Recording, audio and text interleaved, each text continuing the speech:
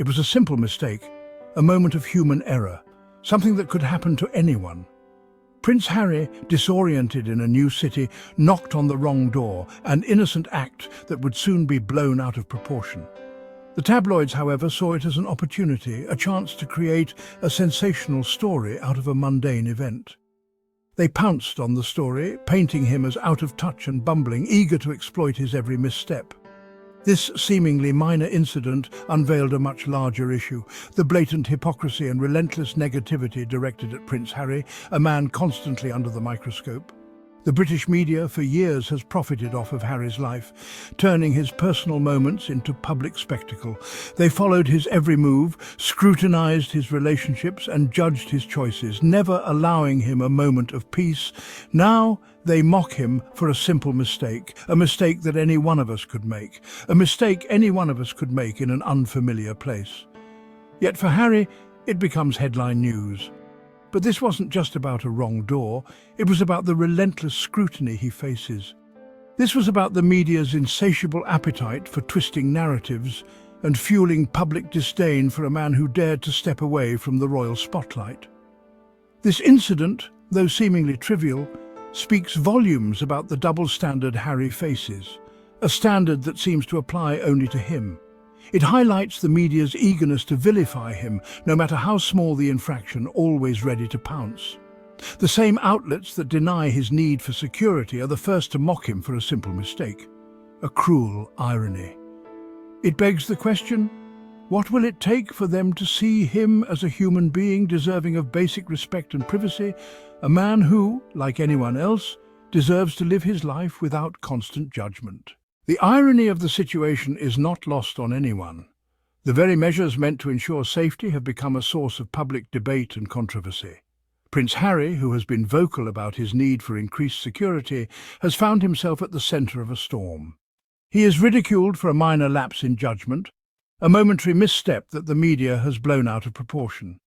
He and his family have been subjected to credible threats, their safety compromised on multiple occasions.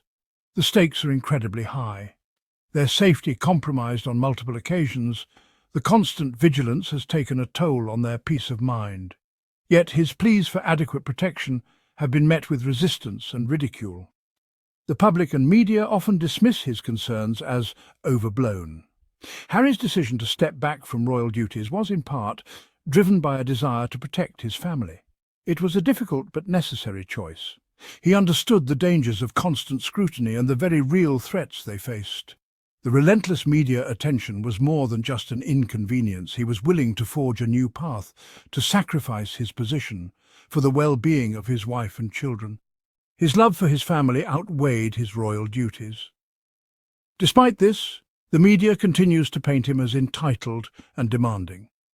They focus on his status rather than his genuine concerns. They fail to acknowledge the legitimate security concerns that led him to this point. His fears are not unfounded. They ignore the fact that his situation is unique, that his life is under a microscope in a way few can understand, that his safety is not a matter of privilege, but a matter of basic human right. Everyone deserves to feel safe, especially those who face constant threats. The hypocrisy is staggering. It's a tale as old as time, where the very institutions that claim to uphold truth and integrity are the ones perpetuating deceit and double standards. The same media outlets that hounded Harry and Meghan relentlessly are now the ones criticizing him for seeking a life away from the spotlight. They chased them, scrutinized their every move, and now they feign surprise at their departure. They vilified Meghan for her race, her background, her very existence. Every aspect of her life was dissected and judged, often unfairly and with a clear bias. They fueled a firestorm of hate that forced the couple to flee their home, to seek refuge across the ocean. It wasn't just a move, it was an escape from a toxic environment. Now they act as if Harry is being unreasonable in his desire for privacy and safety. They question his motives, ignoring the very real threats and pressures he faces. They turn a blind eye to the relentless harassment, the invasive paparazzi, the constant barrage of negative and often false stories. It's a cycle of abuse that shows no signs of stopping. They refuse to acknowledge their role in creating the very environment that Harry is trying to escape. The media's complicity is evident, yet they remain unaccountable. This is not about celebrity gossip. It's about the broader implications of media ethics and responsibility. This is about a man who has been targeted and harassed his entire life. From childhood to adulthood, Harry has been under an unrelenting spotlight. This is about a family seeking peace and security, something that should be afforded to everyone, royal or not. Their quest for a normal life is a fundamental human right, not a privilege.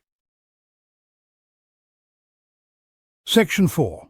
Unequal treatment under the microscope.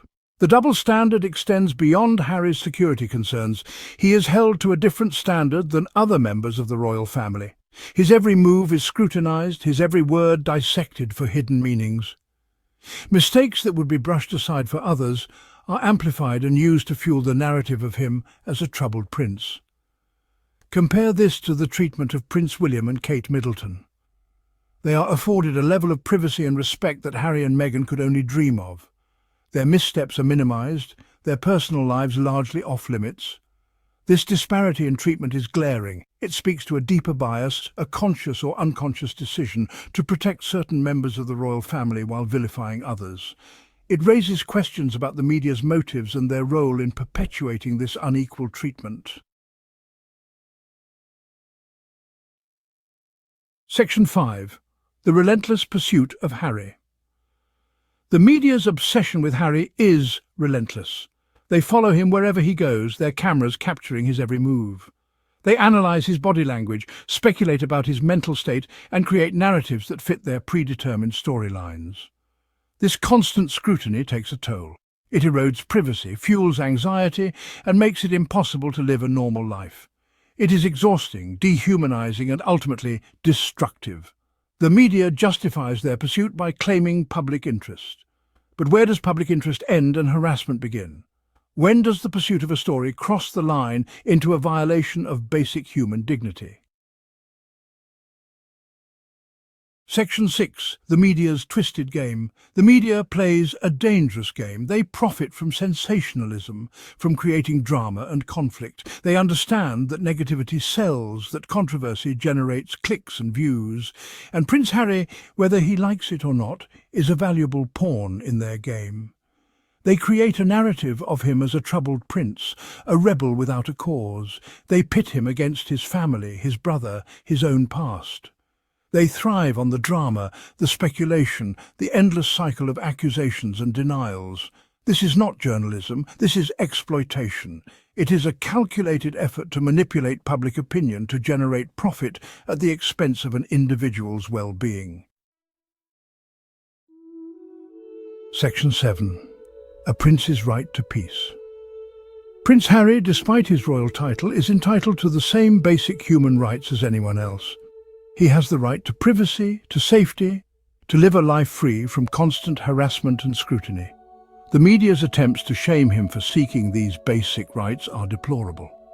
Their hypocrisy is astounding.